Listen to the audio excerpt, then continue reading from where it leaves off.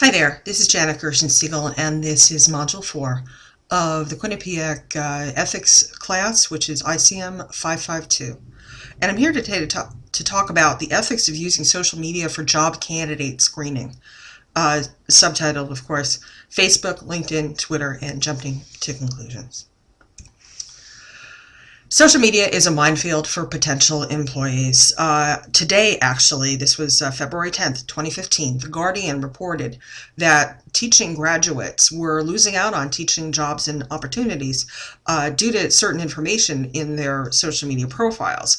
But this didn't just include images of drinking. It also included at least one female teacher wearing a bikini while on vacation. I'm not really sure what I can say about that. So here are some arguments in favor of the practice. Let's start with that. One of them is a question of too many selfies. A recent study by Ohio State University researchers found that men, and this was the study excluded women, so this is just men, who posted more selfies on social media tended to show more signs of narcissism and psychopathy. And so what this did for the companies that were potentially hiring these men was it saved them the cost of putting anybody through a battery of psychological tests that would require certain experts, which were clearly going to be expensive and probably difficult to find. Employers were still able to make some qualified judgments about candidates. Essentially, this was like an agent-based ethical theory. Essentially, it was common sense. After all, if you've got a narcissistic employee, this person is probably not going to fit in too terribly well with the pre-existing group. Of course, there are exceptions, and perhaps for a more creative kind of a pursuit, maybe this would be all right. But when we're talking about a standard cube farm, financial services company, an IT company, something like that, then somebody who is a preening narcissist is probably not going to fit into too terribly well with the group. And seeing too many selfies on social media can definitely weed those people out. One thing it can also do is positive. It can bolster people's qualifications. Undercover Recruiter determined that over 30% of candidates who were hired because of their social media presences, and of course there were people who weren't hired because of this, but for the people who were favored because of their social media presence, it was because their profiles and postings would show things such as a positive personality, solid communication skills, and don't forget, spelling and grammar, folks, an organizational fit, and that could be things such as supporting certain causes.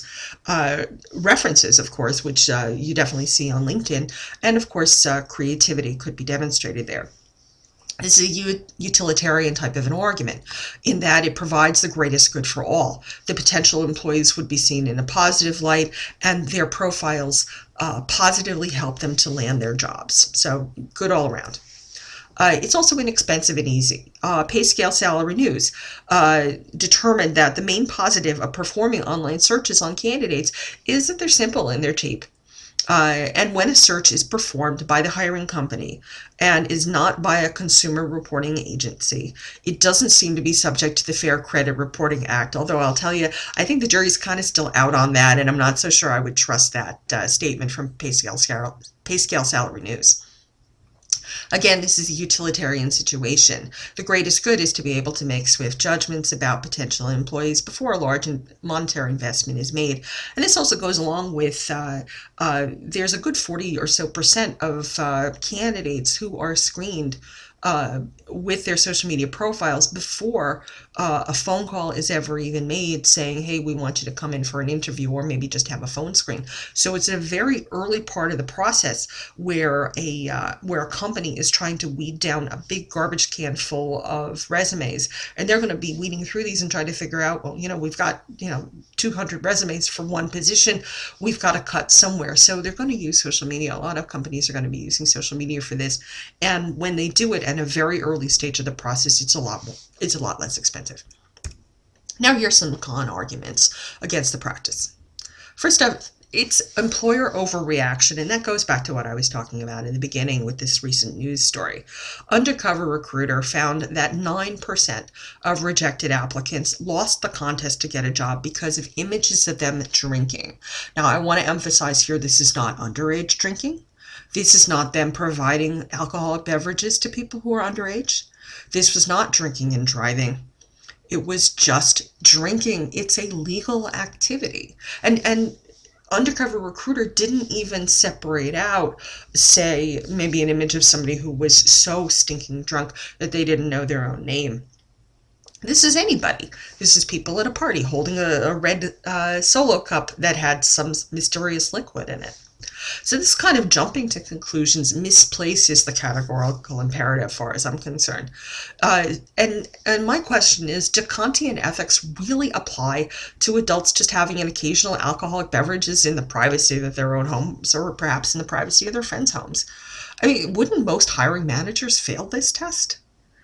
If it had shown them drinking underage, that's a different story.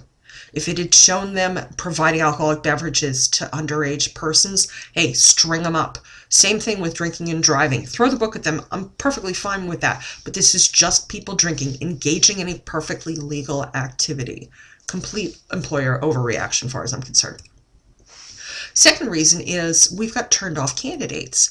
Researchers at North Carolina State University determined that when applicants learned that their social media profiles had been checked during the hiring process, they were much less likely to view the process as being fair.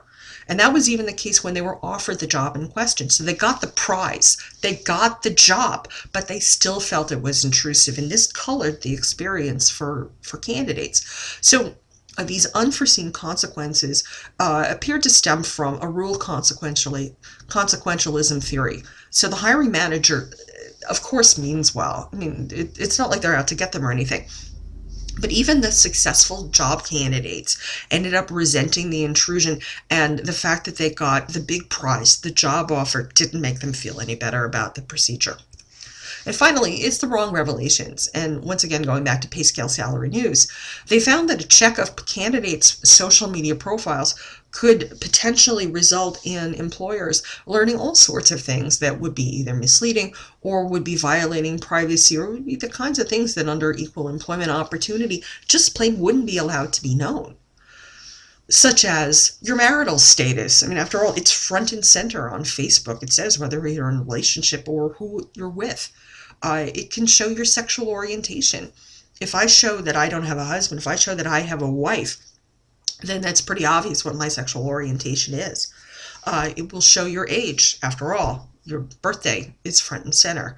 It can often show your medical history, and it can show your religious affiliation.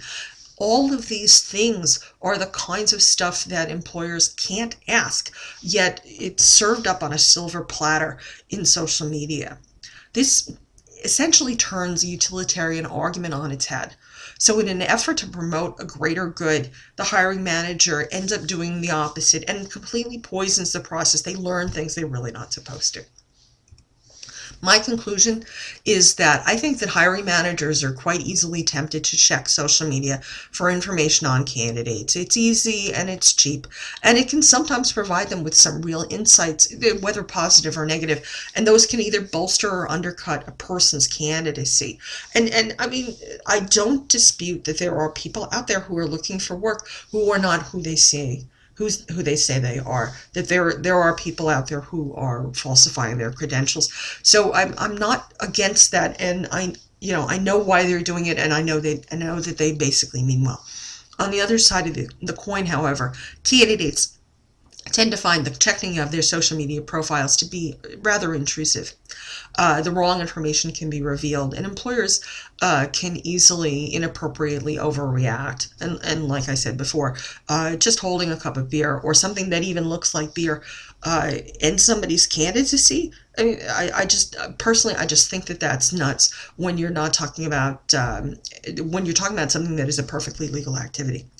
So while the review of social media profiles and posts is tempting, it only offers a curated view of a candidate, and it doesn't substitute for much more substantive parts of the hiring process, such as skills testing or references or even in-person interviewing. So to my mind, I say it's not ethically feasible and it's ineffective, and I believe, therefore, that this practice should stop. In fact, I think it should be illegal.